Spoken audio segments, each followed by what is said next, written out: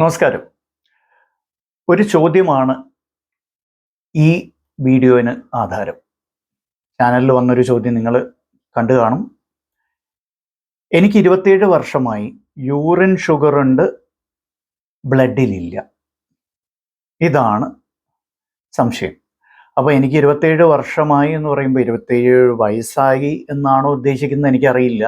എന്നാലും ഞാനത് അസ്യൂം ചെയ്യുന്നു. അതായത് 27 വർഷമായി യൂറിൻ ഷുഗർ ഉണ്ട്, പക്ഷെ ബ്ലഡിലില്ല എന്നാണ് ഇദ്ദേഹം പറയുന്നത് എന്ന് വേണം കരുതാൻ. അപ്പോൾ ഒരു വ്യക്തിക്ക് ഇങ്ങനെ വരാൻ സാധ്യതയുണ്ടോ? അതായത് ബ്ലഡിൽ ഷുഗർ ഇല്ല എന്നിങ്ങനെ പറയുന്നുണ്ട്. അതെന്തുദ്ദേശിച്ചാണ് പറയുന്നതെന്ന് അറിയില്ല. കാരണം ബ്ലഡിൽ എന്തായാലും ഷുഗർ ഇല്ലെങ്കിൽ ജീവൻ നിലനിർത്താൻ സാധ്യമല്ല. അപ്പോൾ ബ്ലഡിൽ ഷുഗർ ഉണ്ട്, പക്ഷെ അമിതമല്ല എന്നായിരിക്കും പറയാൻ ഉദ്ദേശിക്കുന്നത്. അപ്പോൾ ബ്ലഡിൽ അമിതമായ ഷുഗർ ഇല്ല, എന്നാൽ യൂറിനിലുണ്ട്. അങ്ങനെ വരുമോ? അതാണ് $1 million ക്വസ്റ്റ്യൻ. തീർച്ചയായിട്ടും ഇങ്ങനെ വരാം. അതായത് ബ്ലഡ് ഷുഗേഴ്സ് നോക്കുമ്പോൾ എല്ലായ്പ്പോഴും നോർമലായിട്ട് കാണപ്പെടുന്നു, എന്നാൽ യൂറിൻ ഷുഗർ നോക്കുമ്പോൾ അത് പോസിറ്റീവായിട്ട് കാണുന്നു. അപ്പോൾ ചില ലാബ് റിപ്പോർട്ടിലൊക്കെ നമ്മൾ കണ്ടിട്ടുണ്ട് plus plus plus plus plus plus എന്നൊക്കെ പറയുന്ന റിപ്പോർട്ട്. എനിക്കിപ്പോഴും ഇതിൻ്റെ ഗുട്ടൻസ് പിടികിട്ടിയിട്ടില്ല. എന്താണ് ഈ 2+, എന്താണ് ഈ 3+ എന്ന് പിടികിട്ടിയിട്ടില്ല. കാരണം യൂറിൻ ഷുഗറിന് ഈ കാലത്ത്, ഈ ആധുനിക കാലത്ത് യാതൊരു പ്രസക്തിയും ഇല്ല എന്ന് വിശ്വസിക്കുന്ന ഒരു വ്യക്തിയാണ് ഞാൻ ഈ നിലപാട് തന്നെ തുടക്കം മുതൽ സ്വീകരിച്ചിട്ടുണ്ട്. ഇപ്പോഴും എൻ്റെ നിലപാടിന് ഒരു മാറ്റമില്ല. 8 വർഷം മുമ്പ് ഞാനിത് പറഞ്ഞതായിരുന്നു, യൂറിൻ ഷുഗറിന് യാതൊരു റോളും ഇല്ല എന്ന്. ഇപ്പോഴും എന്തേ പറയുന്നു, യൂറിൻ ഷുഗറിന് യാതൊരു പങ്കും ഇല്ല, പ്രസക്തി ഇല്ല. എന്നാൽ ചില പ്രത്യേക സാഹചര്യങ്ങളിൽ ഇങ്ങനെ സംഭവിക്കാമോ? അതായത് ബ്ലഡ് ഷുഗർ നോർമലും എന്നാൽ യൂറിനിൽ ഷുഗർ കാണപ്പെടുകയും ചെയ്യാം. നിങ്ങൾക്ക് എല്ലാവർക്കും അറിയാം, ഇപ്പോൾ SGLT2 ഇൻഹിബിറ്റേഴ്സ് എന്ന് പറയുന്ന ഒരു വിഭാഗം മരുന്നുകളുണ്ട്. ഈ മരുന്നുകൾ പ്രവർത്തിക്കുന്നത് തന്നെ ഈ രീതിയിലാണ്. എന്താ?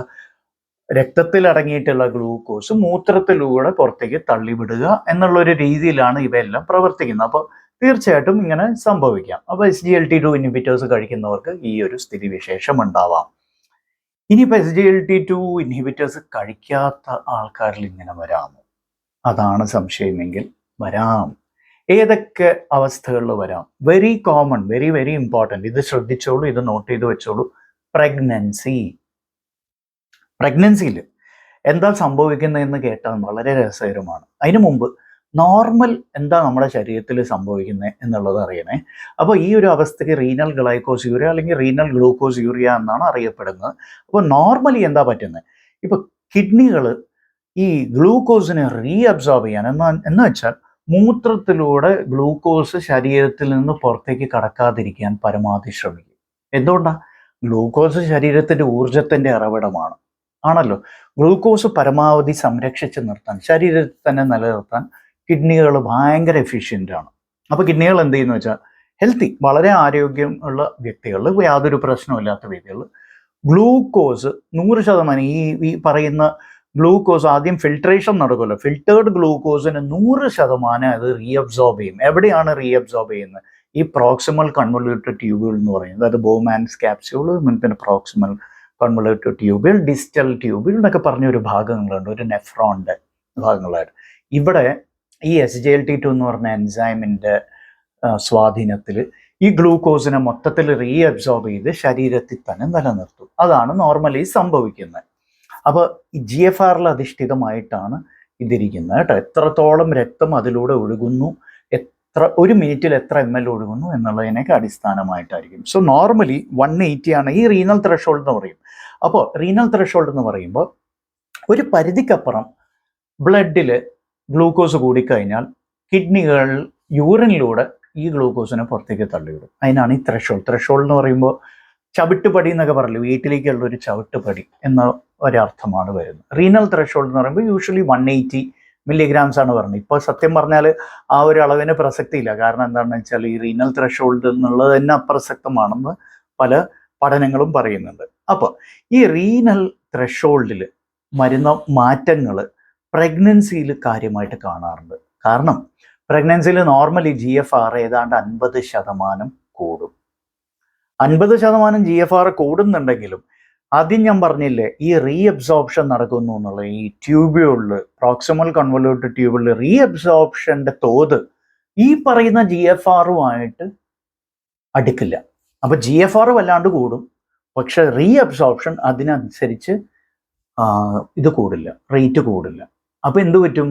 റീഅബ്സോർപ്ഷൻ നടക്കില്ല എന്ന് വെച്ചാൽ മൂത്രത്തിലൂടെ ഗ്ലൂക്കോസ് പുറത്തേക്ക് കടക്കും. അപ്പോൾ പ്രഗ്നൻസിയിൽ നോർമലി ഈ പറയുന്ന റീനൽ ഗ്ലൈക്കോസിയൂറിയ കാണാം, പല സ്ത്രീകളിലും ഇത് കാണാറുണ്ട്. അതിനാൽ യൂറിൻ ഗ്ലൂക്കോസ് അല്ലെങ്കിൽ യൂറിൻ ഷുഗർ നോക്കിയിട്ട് ഒരു കാരണവശാലും ജസ്റ്റേഷണൽ ഡയബറ്റീസ് ഡയഗ്നോസ് ചെയ്യില്ല. ജസ്റ്റേഷണൽ ഡയബറ്റീസ് ഡയഗ്നോസ് ചെയ്യാൻ ഒരൊറ്റ മാർഗമേ ഉള്ളൂ, അതാണ് oral glucose tolerance test. In fact gestational ഡയബറ്റീസിനെ അവിടെ മാറ്റി വെച്ചാൽ പോലും ബാക്കി ഒരു തരത്തിലുള്ള പ്രമേഹവും ഇക്കാലത്ത് യൂറിൻ ഗ്ലൂക്കോസിൽ നിജപ്പെടുത്തില്ല എന്ന് മാത്രമല്ല, ഇനിയിപ്പോൾ ഓൾറെഡി ഡയബറ്റിക് ആണെങ്കിൽ ഇത് ഇവാലുവേറ്റ് ചെയ്യാനും ഒരു കാരണവശാലും യൂറിൻ ഗ്ലൂക്കോസ് അല്ലെങ്കിൽ യൂറിൻ ഷുഗർ നോക്കാറില്ല. അപ്പോൾ SGLT2 ഇൻഹിബിറ്റേഴ്സ് പ്രഗ്നൻസി, പിന്നെ ചില ജനറ്റിക് ഇഷ്യൂസ് ആണ്. അതല്ലാണ്ട് പിന്നെ ഫാങ്കോണി സിൻഡ്രോം എന്നൊക്കെ പറയുന്ന വളരെ റെയർ ജനറ്റിക് സിൻഡ്രോംസിലൊക്കെയാണ് ഈ പറയുന്ന റീനൽ ഗ്ലൈക്കോസിയൂറിയ കാണുന്നത്. അപ്പോൾ ഈ റീനൽ ഗ്ലൈക്കോസിയൂറിയയുടെ ഇപ്പം എന്തിനാ പറയാൻ, ഇത് അപ്രസക്തമാണെന്ന് പറയുന്നുണ്ടല്ലോ, പിന്നെ എന്തിനാണ് ഇയാൾ അതിനെക്കുറിച്ച് ഘോരഘോരം പ്രസംഗിക്കുന്നതെന്ന് ചിന്തിക്കുന്നവരോട് പറയട്ടെ, ആഴ്ചയിൽ എങ്ങനെ പോയാലും 4-5 റിപ്പോർട്ട് എനിക്ക് കിട്ടാറുണ്ട്. യൂറിൻ ഷുഗർ ++, യൂറിൻ ഷുഗർ +++ എന്നൊക്കെ പറയുന്ന റിപ്പോർട്ട്സ് എനിക്ക് ഇപ്പോഴും വരാറുണ്ട്, ഓരോ ലാബ് റിപ്പോർട്ട്സ്. എന്താണ് സംഭവം എന്ന് ഒരെത്തും പിടിയും എനിക്കിപ്പോഴും ഇല്ല. എന്തിനാണ് ഇത് ചെയ്യുന്നത് എന്നുള്ളത് ചെയ്യുന്നവർക്കും അറിയില്ല, ഇത് കൊണ്ടുവരുന്നവർക്കും അറിയില്ല, എനിക്കൊട്ടും തന്നെ അറിയില്ല, സത്യമാണ്. അതുകൊണ്ട് ഈ ചാനൽ കാണുന്ന നിങ്ങളോടെങ്കിലും ഞാൻ അപേക്ഷിക്കുകയാണ്, ദൈവത്തെ ഓർത്ത് ഇനി മുതൽ യൂറിൻ ഷുഗർ നോക്കല്, യൂറിൻ ഗ്ലൂക്കോസോ യൂറിൻ ഷുഗറിനൊന്നും യാതൊരു പ്രസക്തിയില്ല. It is A waste of time and resources.